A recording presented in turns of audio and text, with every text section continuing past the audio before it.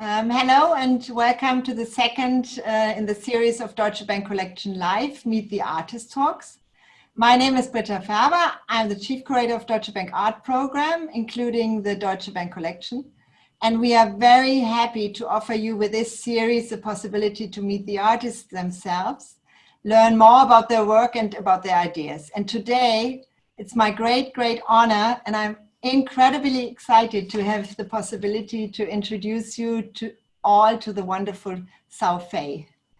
She's one of the most acclaimed Chinese artists with a truly global approach, and I guess I'm one of her biggest fans, really. So welcome, Cao Fei. Ni hao, Cao Fei. Hello. We are coming together on the occasion of the Berlin Art Week. In this context, we are presenting Cao Fei's film Whose Utopia at the PalaisPopulaire, our cultural forum in Berlin. Currently on view is the show Time Present, international photography from our collection, including works by Cao Fei. After a short clip of the show, I will introduce Cao Fei, then we will discuss her work. And afterwards, we will open up to the audience, and I hope there will be a lot of questions. Now I have to draw your attention to some organizational and technical points. After the discussion, you will have the opportunity to pose questions. Please use the Q&A function to submit these. Should you have technical problems, please let us know via chat. We will try to solve this and support you. And the talk is also streamed via Facebook and YouTube. So if something doesn't work with Zoom, you can see it there or access it later. So now a short clip shows you a part of the exhibition and on the content of the exhibition. One constantly recurring theme in contemporary photography is the everyday life and feelings of young people. Around the world, many young people are living under difficult economic and social conditions. In a fully rationalized and streamlined working world, where is there space for them to develop as people? And what's the situation of young women who do not have the same possibilities as their male counterparts? It's hardly surprising then to find photographic artists exploring diverse visions of the future and young people's dreams and utopias.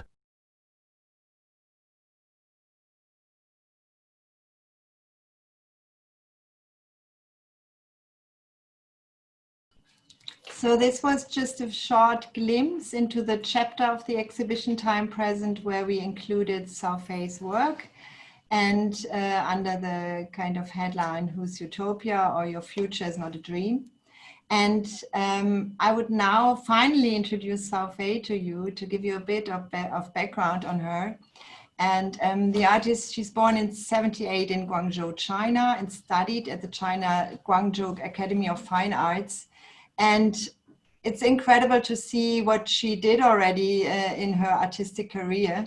So for example, she took part in 3 Guangzhou triennials starting in 2002, in incredibly 4 Venice biennials starting in 2003. And already in 2006, she was honored as the best young artist at the Chinese Contemporary Art Awards. Up to today, she has had solo exhibitions around the world. Just to mention a few, in the last 2 years, she has exhibited at the Guggenheim, New York, the K21 in Düsseldorf, the Centre Pompidou in Paris, the MMCA in Seoul, you name it. So you see, it's incredible. And just a few weeks ago, her solo show reopened at the Serpentine Gallery in London, which had to be closed before the lockdown. Cao Fei's practice includes video, performance, digital media, and of course, photography. She explores the rapid cultural and social transformation of China in incredibly manifold ways. And also, she seems to be one of the most productive artists I've ever seen. You can only check, if you only check her Instagram account, you will see what she's doing every day, and you will be surprised by the different works she's doing. I met Cao Fei for the first time in 2011 when she created events at a festival for us, a week in Frankfurt. It was wonderful to have you there around. And also in our Deutsche Bank towers, she's one of our so-called floor artists, which means that we have dedicated a whole floor to her work. The first work of hers in our collection were acquired as early as 2007.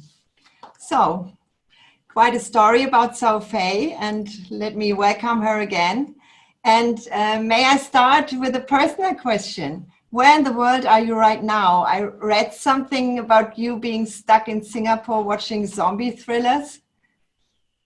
Yeah, now I'm in the airport of Singapore. I'm staying in Singapore for almost 9 months. I have exhibition here in January in the National Gallery of Singapore. Right. And then after the opening, my whole family is stuck here.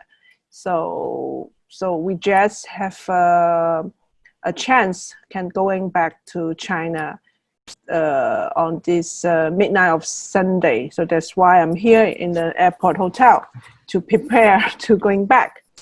So this is a strange time in our times. Yeah, I mean, how do these circumstances, or how have they influenced your work, or do you see any impact on your practice? And I mean, I just think also about the Serpentine Gallery show. You prepared a great show in London, and then I think you went to the opening, but then had to go back. And yeah, maybe you can tell us a bit about this experience and the general impact on your work. The Serpentine show is finished on this Sunday. So, but yeah, so original is opening on March 4. Mm-hmm. And at that time, I'm in Singapore. Also, is not allowed to going out at that moment. So Hans Rubisch from the art director of Serpentine, he tried his best to asking the embassy of Singapore in London. And also a lot of art people in Singapore support me to and finally get the permission to going out to Singapore to London. That's a very difficult condition. So 2 weeks later, and the show is stopped and postponed to August 4 to have another month's opening. So original, we almost have a 3 months exhibition time, but now it seems it's around a month something. Yeah. So it's a pity we're preparing a long time for the show, but I'm really understand the condition of the world. It's lucky we can postpone, and also we are lucky have opening in March. Mm-hmm. Yeah.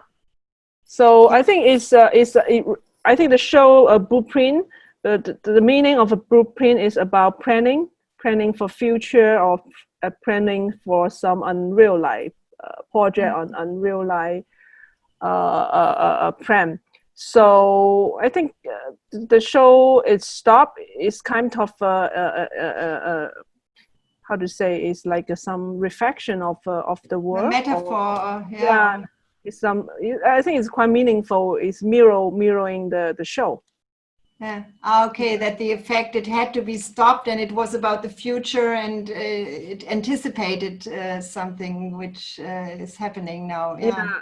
I think about the show, we also exhibit the Deutsche Bank Collection, whose Utopia, the world, the video were there. Also, we have the My Future is Not a Dream, the photo in the show. So when we talk about my future is not a dream, so what is our future? I think it's quite interesting dialogue. The show, the meaning of the show, the word explained in the show is kind of a signal. Yeah, this is just for the audience. This is the work we will talk about then. We are really happy to show this video work of yours here in the Palais, and it's whose Utopia. You, for this video back in 2006, you worked with workers in a light bulb factory in the Pearl River Delta. And you it's a very emotional and very kind of strong video, which shows the workers, first the production of the things, and the workers in their circumstances, and then also their wish to show creative ideas and to kind of reflect about their future. What brought you at this time to develop this concept? Was there a special idea also in going to a light bulb factory? This is interesting because for me, a light bulb now has disappeared. It's something like a metaphor, a symbol for a certain time of industrialization. And what could you expand a bit about the whole concept of this work? Actually, the light bulb factory is the son factory of Siemens. It's also the German company. So in 2000, around 2000, I think Siemens have a big developing in China. They have a big market, right? So that's why they have many factory. So, and then the Osram light bulb factory, that is the Sun factory in Guangzhou. And Siemens Art Program, they develop a lot of art activity program with Chinese contemporary artists in different cities, like Guangzhou, Shanghai, Beijing. And that time I'm living in Guangzhou, so they're asking me to doing something with their project, especially they select a light bulb factory for me. So, and then I decided to take half year of a research in the factory. That's why this project is happened. Okay, it was clearly kind of an idea behind the program as well. And then you found this way to connect with the workers and develop the concept about the work in general. You can see now I mean, you know it, but for the audience, these are like the screenshots or stills out of the video work. And it's incredible. What I find so interesting is the contrast of this very kind of formal and rationalized working context, and then the desire and the creative desire these your protagonists are longing for.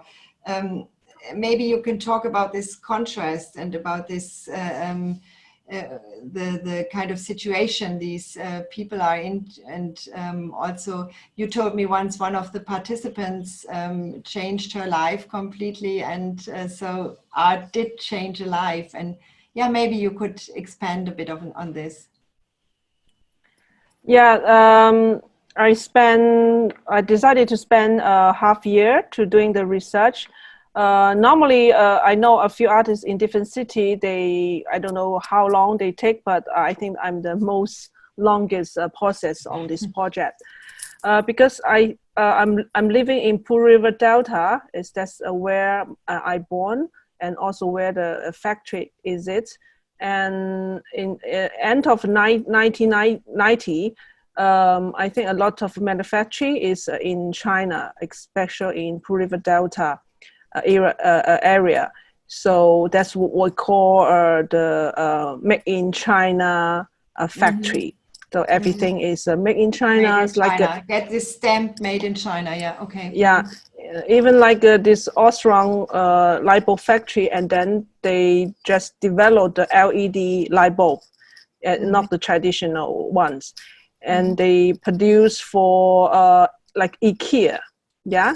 When you're in IKEA shop, and then a lot of light bulb is made by them.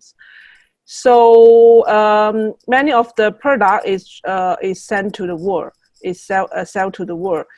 So I think it's because I read a lot of news from like second-hand news from newspaper, from I think it's a chance for me to have a real experience, have the first-hand information from the factory by myself. So this half year, I make workshop with the employee. So you can see some of the employee they in the photo series, and after that we became kind of friend. Some of the employee we still have a contact. We have like a WeChat group. Wow, and it's 14 years ago, 14 years later. Yeah. Wow. Even the factory is now is not exist. Yeah, and many of them is already left the factory. They became some of us still a worker is work for some factory, and some of them became a boss. So they have a different life. So yeah, when I became friend with them, I slowly then knowing their dream. Yeah, so some of them they want to be a like a dancer. They want study at school. They are very young. Some of them they are very young, and some of them they spend already more than 10 years in the factories, have the same working day. So I think in the video, both in the image series, I want to through the lens to document or also document their reality and their dream. Okay. So yeah. Yeah. So my kid is around, so sorry about that. No, it's perfect. I mean, thank you again for making this possible. Cao Fei's kids are in the background, so Sorry. this is our new normal. I mean, yeah. I have two we are little all kids, so everybody is fighting home. next me. Yeah. Now I forgot my question. Hang on a second.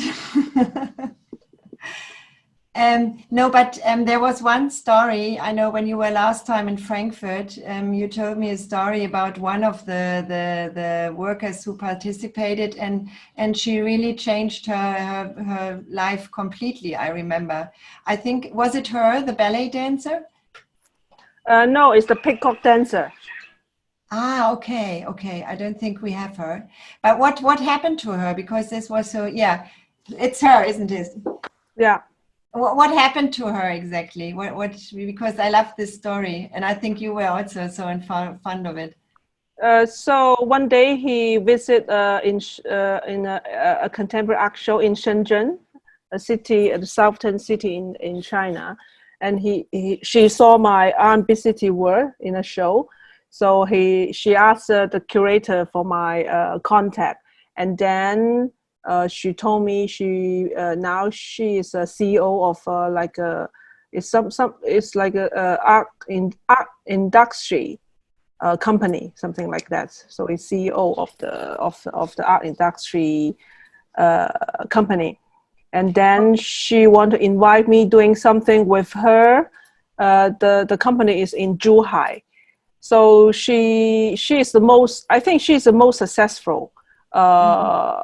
It's very special one in all the employee. So for in this image. When 2006, she's around 18, and she's a young worker in the factory. And she told me she liked peacock dance. She want to she loves dance. So that is peacock dress is from her. She keep it in her dormitory. And because she have a little brother, and the family is support the boy, the male to study, and so she had to going to study techniques, some techniques special for factory, so she went to the factory around 16 years old. So after our program, she told me she feeling something out of the factory, because every day she in the factory, but the half year we bring some fresh area to her. She feeling something is out of the world of the factory. Okay. She opens up her horizon. She want to laugh. She want to see outside. And then she went to the university study English, and then she went to the some company, and I don't know, after a few years she became more very successful. Wow. Yeah. And sometimes I saw her on the magazine cover in her city, and I think now she's middle class. I can she's she's very well. So I mean, it's really wonderful to see that a project like this, even if it's only for one person, but still one person changed her life completely, right? And it's fantastic, I would say. And what again was the company? I didn't get it correctly. What was the company she I think founded? she live in Zhuhai, also near Guangzhou, the city, near Macau. And she worked for several, I think since when I reconnect her, she worked for a few things. But most thing is connect like a 798, you know, they have an old factory, but they transfer to became a renting the the factory to people use it for culture. Ah, okay. So really, I didn't get this. So she's in the cultural context active. Yeah. So she was really inspired by you. Wow. I don't To know, even but stay in I the think cultural context. yeah. Even Great. she say, "Oh, maybe you can do something in our factory." It's like doing a show, or I say I have to do something with you again. Yeah, okay. Yeah, Yeah, maybe. So maybe yeah, we will see this in the future, huh? yeah. But So, she says she is really influenced by the project a lot. Yeah. great, great. Maybe we jump now to R&B City, because I mean, you have been always so much into the digital world, and already in 2009 you have developed this R&B City, which was a kind of was a project in the then popular platform Second Life, and you developed an avatar like China Tracy. And I mean, we had in Frankfurt some experience with China Tracy, where you kind of had her like leading a guiding yoga practice. You could practice yoga with China Tracy and experience what Frankfurt School and Zen had in common. And in what ways you enjoy like the fusion of different aspects of contemporary culture, like old and new, digital and analog. I see you very much in the digital world, but still you are also always very rooted to the analog. And what is your kind of, and why do you enjoy this so much to combine these different aspects? I born in 1978, so it's 2 years later after the Cultural Revolution, and also the year I born is China. That year is Deng Xiaoping is open the policy, so it decided Shenzhen and as an open policy city, and I think this is a very important timing for China. So I think that it's decided my year is between the past and the future. So I observe the changing of China, how from the past to now.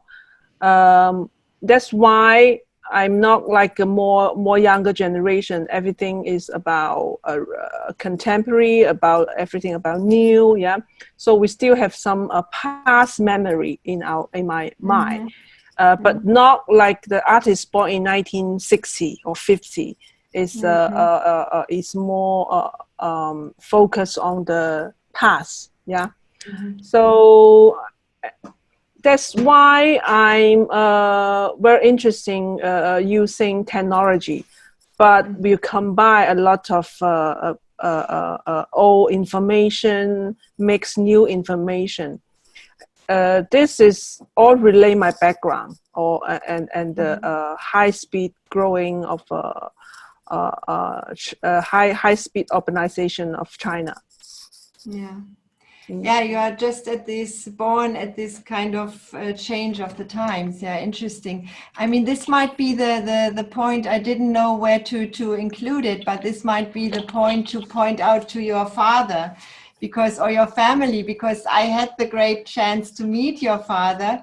And I mean, he's a traditional sculptor from China, and he worked, I mean, I would just tell the audience what this is about. when this image, when Cao Fei was in Frankfurt for this festival, her father was also there, and his program point was, he did a sculpture of one of the founders of Deutsche Bank. He did a traditional kind of sculpture in the context of this program. And I mean, this is also telling a lot about your background, you know, so maybe you could expand a bit on this, because it's so interesting. Yeah, I'm born in a art family. My parent is both a sculptor. My father did a lot of sculpture for like a leader of China, like a Mao, like Deng Xiaoping. And then also he did a lot of like a Chinese model, revolution model. And after open policy, like 1990, he did a lot of famous people or rich people in Hong Kong. Okay. And yeah, and I think it's very interesting when Deutsche Bank invite me to doing the three-day project in Frankfurt. I think it's very interesting to invite my father work with me and participate with the project, and also did something for, you know, the richest of people of the world or institution. I think it's quite connected, and father is very happy to participate in this project. Yeah, no, it's still, I mean, for us, it's also very, very interesting to combine a contemporary art project with the history of the company in such a kind of way, which makes so much sense. This sculpture, by the way, is now with the historics, you know, the historical archive of Deutsche Bank. Ah, so. Good. Yeah, it's something really special, and yeah. No, I just wanted it's still, I mean, it was still also the yoga you did with the people. This was a great experience, but maybe we go back to the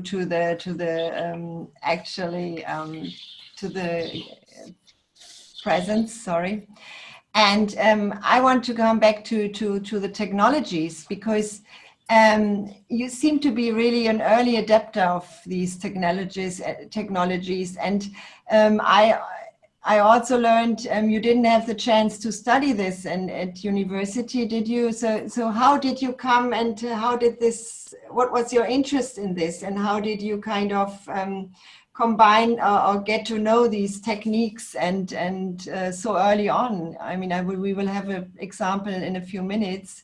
And you are always on the forefront. I would say you are an early adapter. Adopter, sorry. Yeah. So when I studied in the Guangzhou Academy, actually the school is very traditional.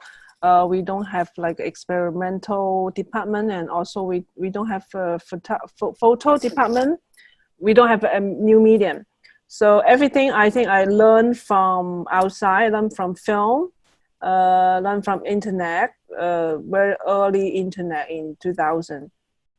So yeah, it's more like a self-start study by own. In 2006, I just know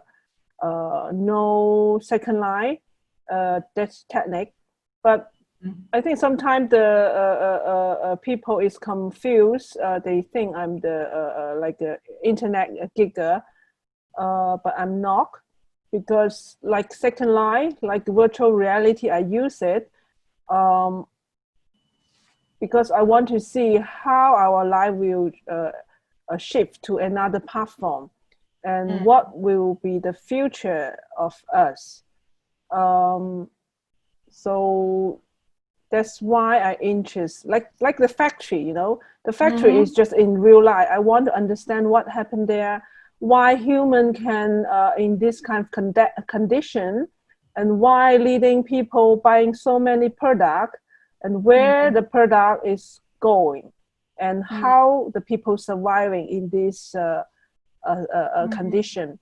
So when I met Second Life, the virtual platform, also I want to know the new platform, how offer to people new possibility, how we live there, how we make money, how we make friends. But you can see now everyone, even my kids, they every day play in the similar platform. Yeah. They meet friends, you know, they playing game. They offer all the possibility online. So even the second line is almost 15 years ago, but this very early stage of a virtual platform.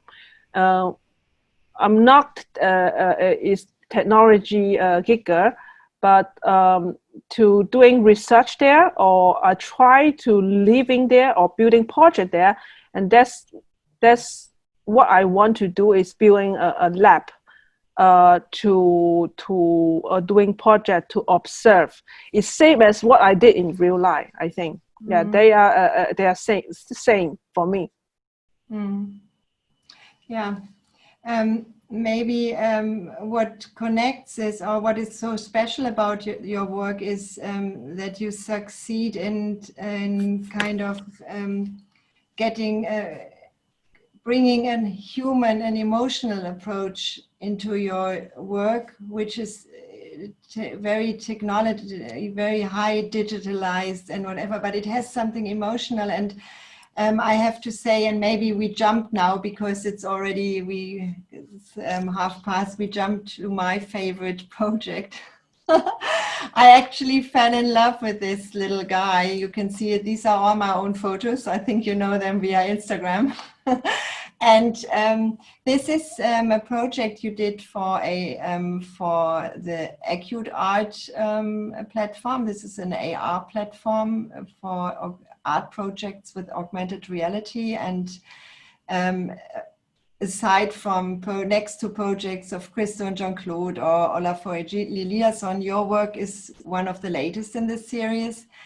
And what I feel, as I just said, it's the only project I've seen so far which has an emotional approach, and which goes beyond, from my point of view, goes beyond of just using this new technology. Because this little guy, he's asking you. I mean, I was really touched when I heard his question for the first time. It's really, it's a human question. I won't spoil it. Everybody has to load this down to experience it, her or himself. And as you can see, I took him everywhere, in the office, in the swimming pool, and in my home. And yeah, I would love to hear a bit more on your thoughts about this wonderful project. Maybe you could tell us a bit more. What was your kind of trigger behind it to go into this AR world now? Yeah. So if you think about the Who's Utopia, also we are in factory. The factory also is technology, because automatic is hand making. It's very mixed like the automatic and hand make together in that period. But also is a reflection of technology. And then second line, I did a lot of work there. If you remember, is like I have a film. Also, I have my son accompany with me, a little son crying on the floor. And then China Tracy with a little boy, China son. And in this AR project also have my son there. And I think the most important issue is how could we insert emotion to AR world, because many technology piece is about new technology, new medium, about wow, how to make wow to people. But I'm not interested on this about flashing, about fashionable. I still think about because people, it's hard to transfer emotion from AR or VR world. It's very difficult because it's technology, it's a digital object, a digital frame. But if you can do it, I think it's difficult. But if you can do it, I think can transfer a message to people. like this little nomad boy. You can see he's everywhere, but bringing her question. But you don't know who is his father and where is his father, but he is just like a nomad from nowhere. I also is point to the uncertain condition of us in today, especially in today, the post COVID-19 life of our world. So even the Asia one, the piece of Asia one is a film in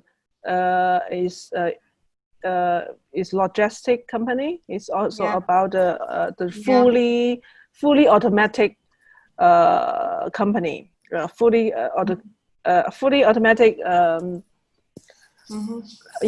logistic company. It's like Amazon online order things, goods. So it's also is a love story, because I think at the end, I think the love and emotion is most important in our future work, because we will feel it's a bit lost in our time. And since the technology is going more fast than before, and we can see we lost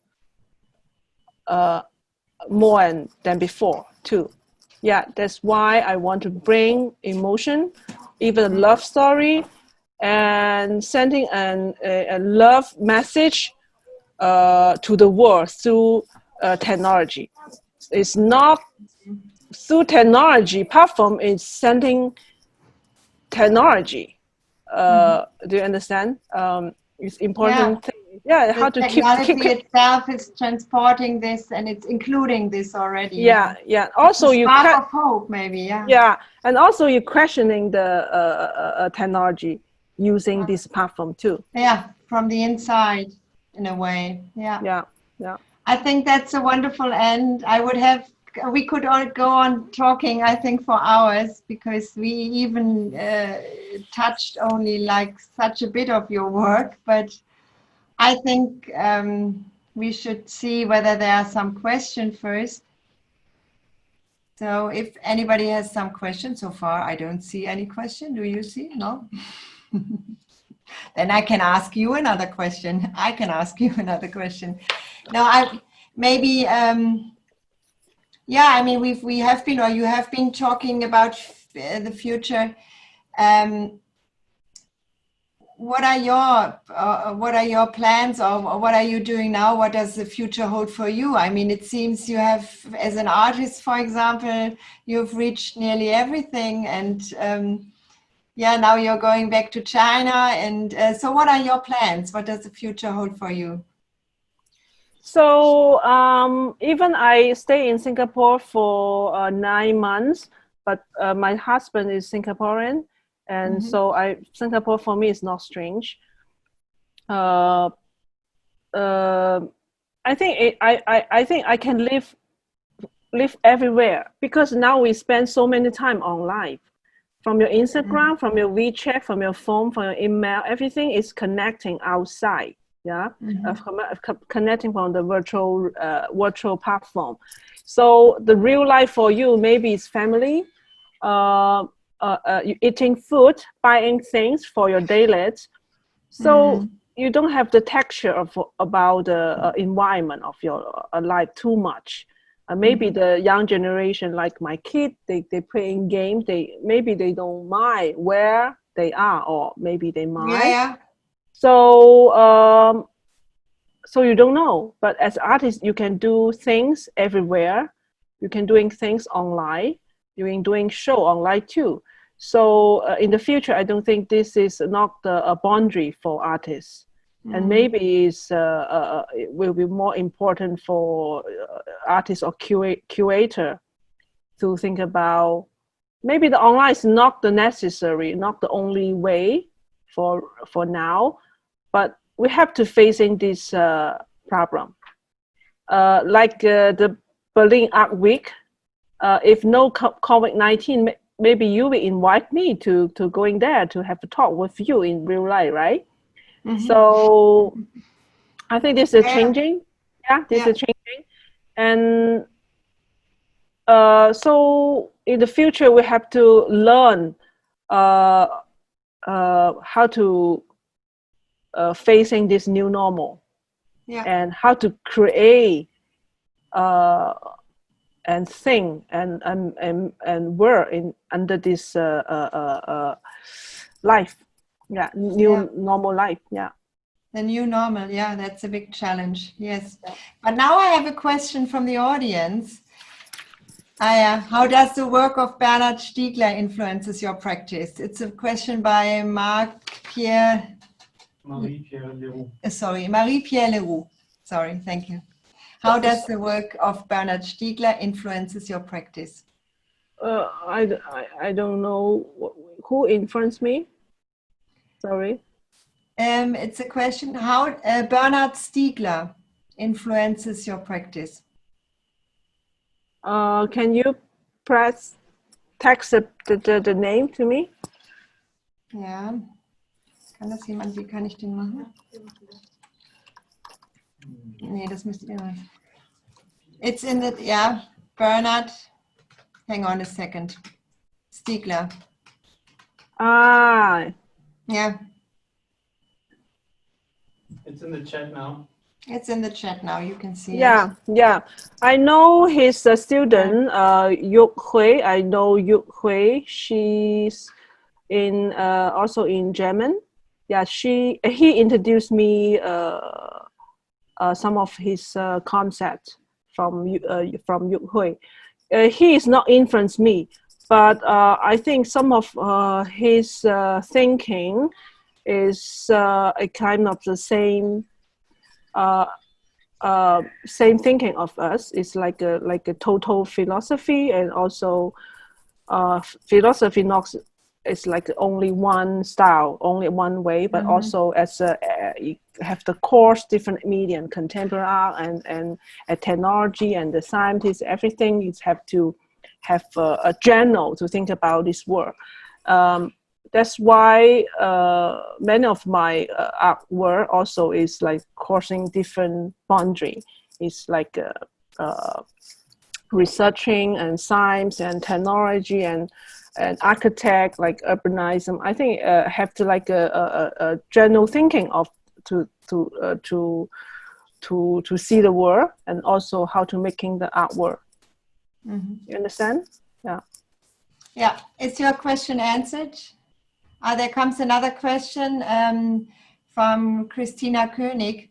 As Cao Fei is also teaching at a university, what are the topics she thinks are most interesting or most important now for the students? Interesting topic for the student is now I'm teaching in experimental academy. It's in CAFA. I think this year is the third year. I'm teaching moving image. I don't know, many of my students, they come from different background. Some they from a fine art school, and some they from like film school. Many of them, they want to became an artist, and they have a lot of skill, and some they really influenced by the post-internet, and some of them is really have a deep research of social engagement. So I think it's quite interesting to have this school environment to have a lot of young energy. You can communicate with young generation to see their thinking from. It's very fresh thinking from their from them. Not is like teaching them, and also is kind of a communication, have a dialogue with young generation. And I guess, sorry.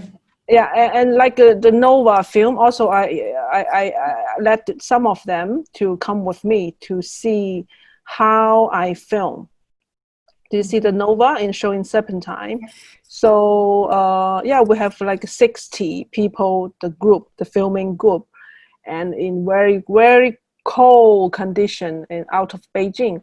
So they can see how their teacher teaching direct a film, and how detailed and how hard, because they have to have like a field research. Is not in the studio to facing the computer. They have com set, they're doing something. I think they have to, I always ask them to go to the field, go to the factory, or even go to the landscape, and it just go out of your home, your apartment. Yeah. To see the world, yeah. Yeah. Thank you. We have another question. What role can art play in creating connectivity during times of crisis, such as during the current pandemic? This is a question by Yuri Snets. I have it very small, I'm sorry. So what role can art play in creating connectivity during times of crisis, such as during the current pandemic? Can you press the question here? Can you text me? Yeah, in a second, yes. What role can art play?